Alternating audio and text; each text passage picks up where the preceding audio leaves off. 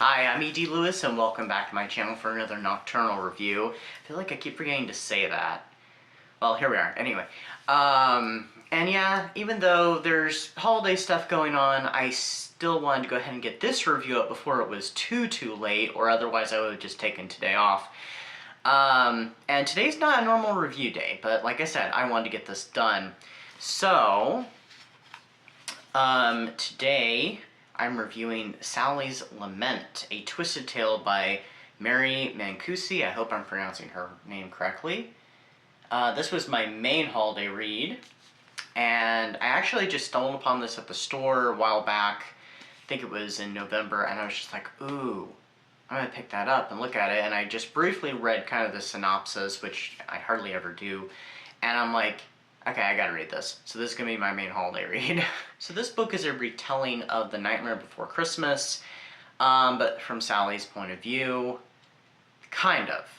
Not the Sally's point of view, because it's from Sally's point of view, but it's kind of a retelling. It's a reimagining. So Sally, has been escaping Dr. Finkelstein. Oh yeah, by the way, so you may have noticed that I've titled this a Frankenstein review. I almost forgot about that. Yes, this is a Frankenstein review, and since she is made by Dr. Finkelstein, and he brought her to life and stuff, I figure, hey, it counts as a Frankenstein review, so here we are. So anyway, so Sally's been escaping from Dr. Finkelstein. She's been wanting to take part in Halloween and join the festivities, join the community, be a part of the town, feel like she belongs instead of being cooped up in that room all the time. And Dr. Finkelstein saying, you're not ready, it's too much excitement for you. So she's escaped on Halloween night. She's watched the festivities. She's watched Jack's performance, just like you see in the movie. Dr. Finkelstein catches up with her, but she escapes.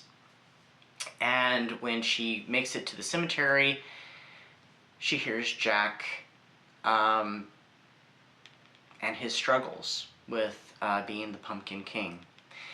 Just like in the movie, except Jack spots her, and they have this really meaningful conversation, and he feels a little bit better. Soon afterwards, Sally has a vision of mysterious candies that dance through the air, jingling bells, snow, and a mysterious figure. She and Zero embark into the woods and discover the trees with the doors. She finds the Christmas one, and she finds herself in Christmas Town. As she explores, she begins to realize that Christmas Town is not what it seems. People disappear, they're never heard of again. People seem to be forced to be nice. She returns back to Halloween Town, and Jack joins her on her crusade to right wrongs. So, I really enjoyed this book. Now, this is my very first twisted tale. It says right on the cover, what if Sally discovered Christmas Town, which is exactly what it is, but the circumstances and situations are completely different. Like, this is definitely set in an alternate reality. Because the same things do not happen. We get some, nice callbacks to the original movie and some of the events. We get, the whole thing about Zero's nose glowing and him and the reindeer. Of course, different circumstances with that and the reindeer. And it makes all those illusions. It's very intertextual, but it's definitely a completely different story. There is a villain that is in Christmas Town that Sally has to go up against to right the wrongs that she sees and to save the town. Yeah, it's different. It's its very own story, and Jack is very much a supporting character, and we actually get to be in Sally's head. We get to see more of Sally's skills, especially with potion making, and we get to see even more of her smarts and her intelligence, as well as we get to see, was the other thing I was going to say, because I decided I was going to put it last.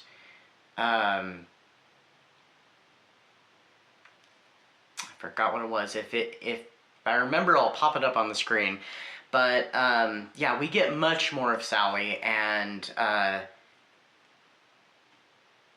gosh, I wish I could remember what that was I was gonna say, because it's gonna bug me. But anyway, the thing is though, I did look at the reviews when I started reading this because I was curious what other people said, and some people loved it. Some people were very disappointed because they said it's not really like the other Twisted Tales, which I haven't read any of them, so I don't know. There is one I am very curious about, and I may read it maybe in the next year or so, I don't know. I do have access to it.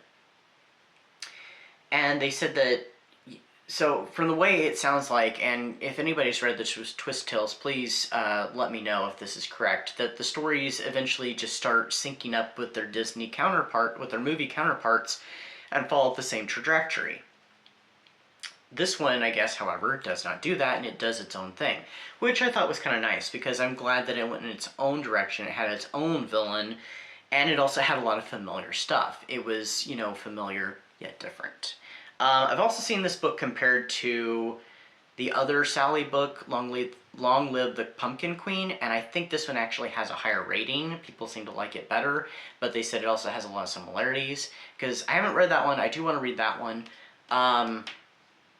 Maybe for next Halloween, who knows. I think Sally in that one goes on a journey of her own through another door, completely different from the Christmas and all that. But that's really all I know, that Sally's the main character, and that she goes on a trip and there's some villain and something. That's about all I know. But I've heard this one is the better choice. I'm glad that I read it. I'm glad I picked this up. It was 4.5 stars. It had those spooky vibes. It had holiday vibes, but it wasn't like beach over the head. It was, the hijinks I thought were really fun. There was this one sequence I thought was really funny when Jack and Sally are in the little area with those trees with the doors, and they're discussing what the other doors could lead to, what other holidays, and what those holidays would be. The Valentine's one I thought was hilarious. There was also the one with they mentioned the Thanksgiving one, because they said this one, you know, with a big bird looks like a turkey, and then they speculated on it, and the Shamrock one. So, but yeah, I really enjoyed it. I thought it was great. I really do want to read Long Live the Pumpkin Queen, and we'll see if I think this one's better or not. But that won't be for a while, probably. But anyway, yeah, if you're still feeling holiday withdrawals, if you go through that, I don't. Because, you know, I don't care for the holiday season at all. Yeah, I would definitely pick this up, because it's very entertaining. I thought it was quite good, very well written. And I don't know what else to say about it that wouldn't spoil things. So pick it up, and if you got it for, you know, got it as a gift, definitely pick it up.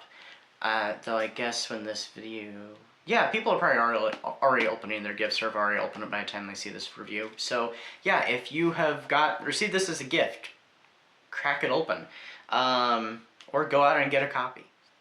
So, before you go, please hit that like button, please hit that subscribe button with the little bell so you get notifications on my latest videos, and please leave a comment down below, because all this stuff appeases the algorithm overlords. And, also, please, leave a comment down below saying, you know, what is your favorite gift that you've received, either this year or in the past. And those gifts don't have to be, you know, tangible things. They can be, you know, a good deed, or a favor, or, you know, you went somewhere and you had a lovely time. You know, that's what those things could be. So until next time, stay safe, stay spooky, and I'll see you then. Bye-bye.